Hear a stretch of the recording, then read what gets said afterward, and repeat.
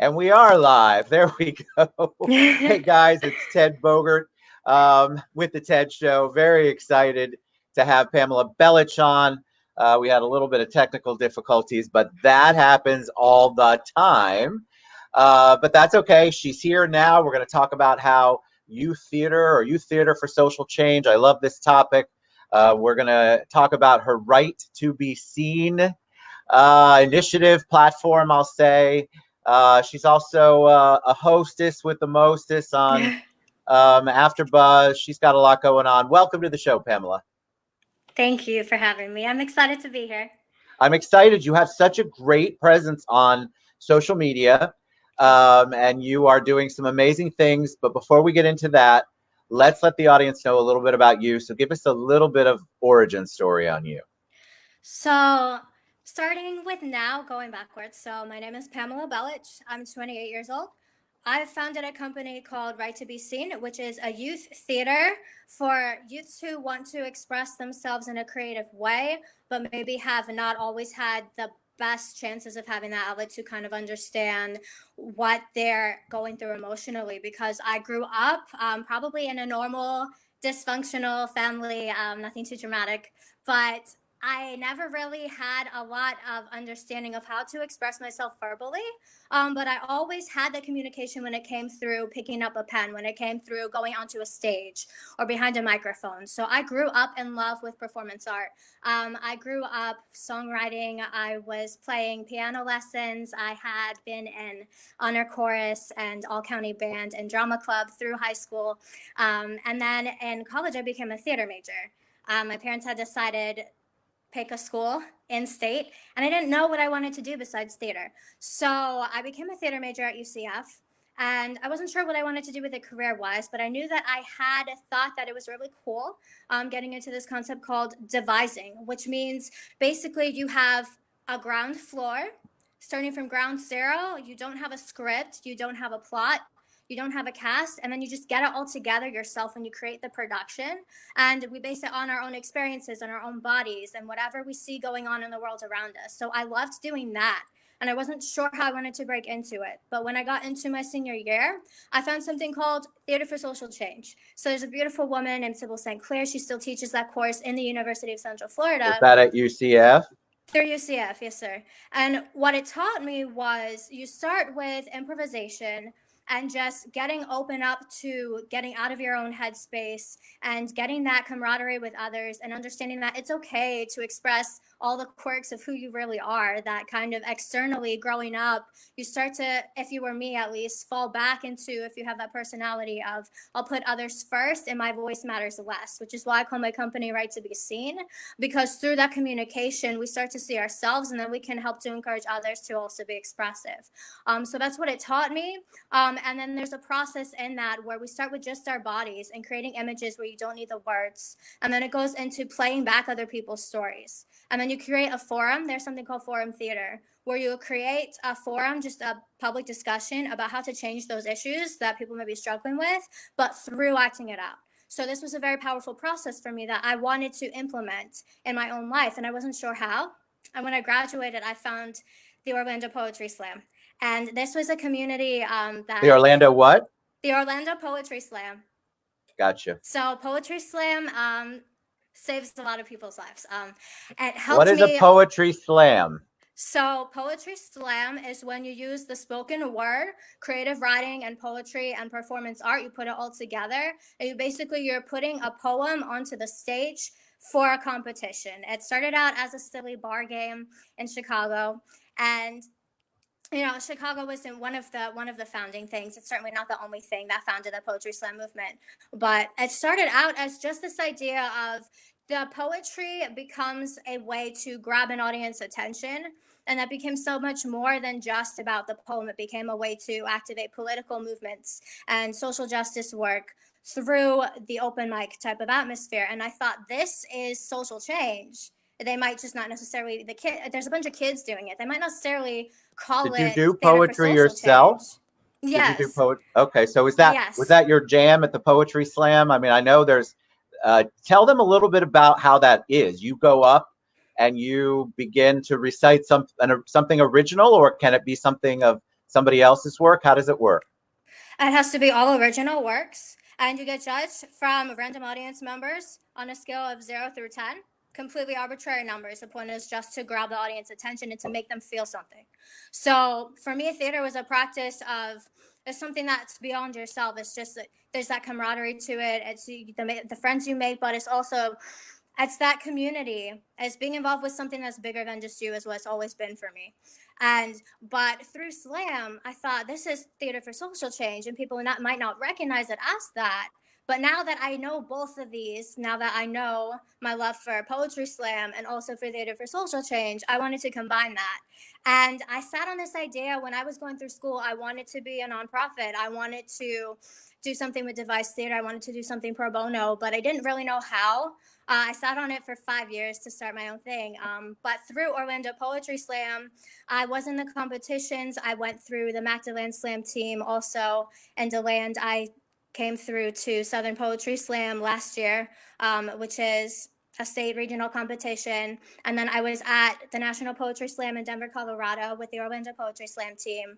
I started slamming in 2016, but I decided I wanted to combine these, and I actually met my first project team through Orlando Poetry Slam. So what we did was we took teenagers' 3-minute poetry slam pieces and we turned them into a full-length play. So that was back in January at the Tamukwa Arts Center. And so now I just want to re-implement that and just grow it stronger and just get more people involved. And it's just been a beautiful journey. So tell me about social change. So you've mentioned that several times as part of the show. What does social change mean? What are you talking about? Obviously, that's on it. It's timely because I think it's on everyone's mind right now, even though it should be all the time. It's super right there. We're all looking at it and trying to figure out how to help it. But define social change for them and some things maybe that people can do, in your opinion, if you've got a talent. You're obviously working for the social change and you want to get the youth involved. Give them some examples. So, social change through theater as a platform for me is just using the stage to express issues that you have going on in your society around you or things that you have going on inside of you. So, through my curriculums currently, I fuse improvisational activities with creative writing activities. And what I'm doing is I'm using prompts that will help us to get more oriented with what we're feeling on the inside to first be able to define ourselves and the issues that we're going through, and then to be able to express that outward, because it has to start from the inside out if we're going to impact our communities. And when we realize that inner strength, that inner confidence, and that we're able to communicate that, not only define what we want, but start to act on what we want. And then we do that through the theater platform by having those forums of kind of seeing other people's perspectives and how we can start to change the storyline. Then we can start to bring that into the communities. So one example, my last workshop that I did, we talked about our best and worst selves. My class was on dreams versus barriers. So we had an activity where we were talking about what we wanted to be when we were growing up, when we were a child, whether you wanted to be Superman or your best role model. And then we talked about what we thought was holding us back. And then we did an activity, a creative writing prompt, where we wrote letters to ourselves.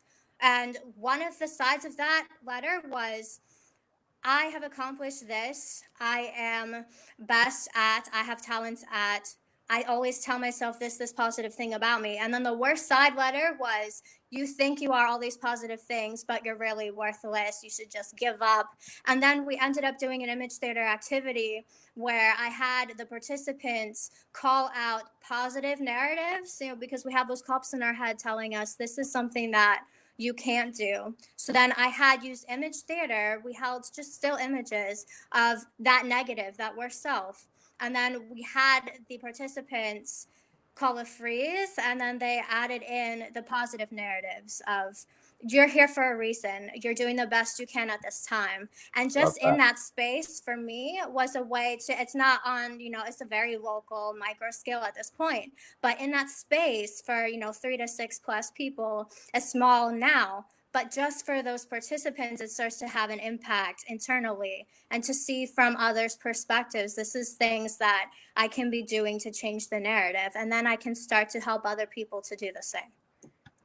So what do you want to do with you? What do you want to expand on? Because this is obviously a really cool way for creatives, you're all creatives, to utilize their talent, their gift, and really make an impact in a different way, because people receive information differently. So there will be people who will be very receptive to anything that you're writing out or scenes that you're doing over just reading about it or just watching it on TV.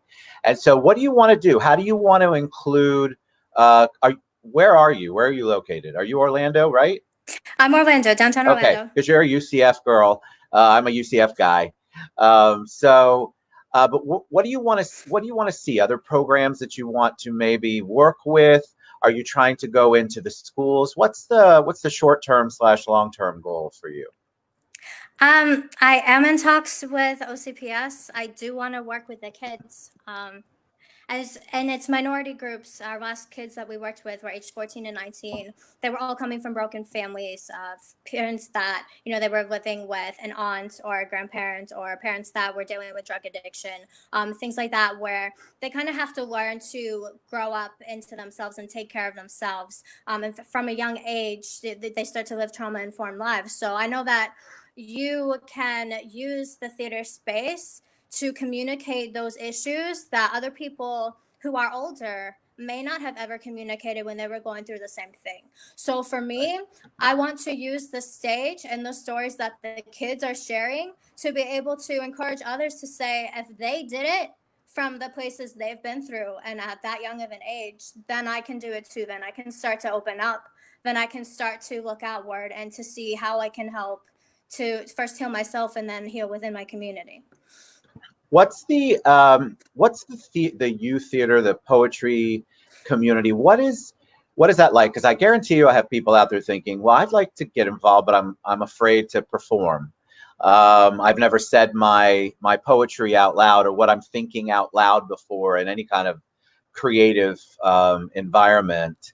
What does it feel like when are people welcomed? I'm guessing most creatives are very welcoming. Are people welcome? Should they feel embarrassed? What do you say to that? When I found Orlando Poetry Slam, and it changed hands a little bit when I started, it was called Safe Words, coming from that concept in theater of, and it's not just a concept from theater, but that concept of having a safe space, where we say safe space as a way to mean in this space, we can start to feel comfortable feeling uncomfortable with each other and being more intimate, kind of exposing those parts of ourselves that we might not have thought that other people's ever wanted to know about. So when I joined Safe Words, I was told, if someone ever tells you you can't do something, you just tell them, forget you watch me. And that was a really powerful moment for me. Sure. And then we used to do writer circles there, and we would have workshops. There's a gentleman named Brett Ashman who, at the Milk Bar Lounge in downtown, he has hosted the Orlando Poetry Slam since 2015, I believe. So he's just always been there for the community. But so through his space, they were having writers' workshops, and at one of them, I had said, because we were talking about stage presence, and I said that I was scared that whenever I went up on stage, someone else was just like waiting for me to fail.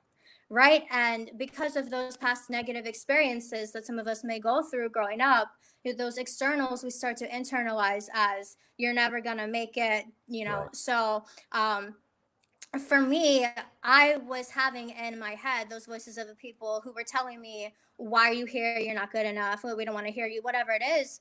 But one of my friends had told me, like, in this space is where all those people, they don't exist anymore. So it's just always been and it's always been true. So it's just always been a very uplifting space to just come and just be who you are. So it's a way to fit in by standing out, which has always been what theater has been about for me. I love that. All right. So if somebody is watching or somebody thinks that somebody they know has talent, would want to get involved, what's the best way for them to reach out to you? To me. So you can reach me on Right to Be Seen on Facebook. Just search Right to Be Seen on Facebook. You can email me at pamelabelitch@gmail.com.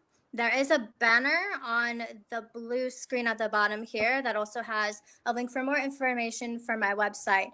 But if you want to message me on my Facebook platform or to send me an email, those would be the best ways to reach out. I also have started hosting an open mic series. It was live in downtown, but I'm kind of iffy to start it back up face to face. I know that some platforms have done so already, but I did start an online series called Mental Wealth Mondays. So if you're interested in starting that communication through that theater platform, I do host it once a month, and it's the last Monday of every month. Fantastic. You're amazing. What a good bunch of motivating information. I love it Thank anytime you. we can do change and we do it in a way that's creative. So it's not just to the masses, it's to the people you're trying to reach. They're probably looking for that platform. And so Pamela Belitch, Right to Be Seen. That was awesome. Thank you for being on the show. Thank you so much. I appreciate you. Absolutely. Appreciate you. Y'all have a good one. We'll be back. Bye. Bye.